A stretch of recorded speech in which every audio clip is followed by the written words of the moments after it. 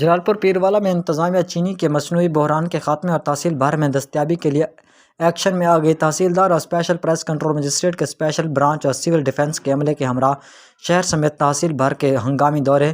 چینی کا مصنوعی بحران پیدا کرنے والوں سے آئینی ہاتھوں سے نمٹنا جائے گا، ایسے عناصر کے خلاف سخت کارروائی کی جائے گی: عامر مجتبی خان۔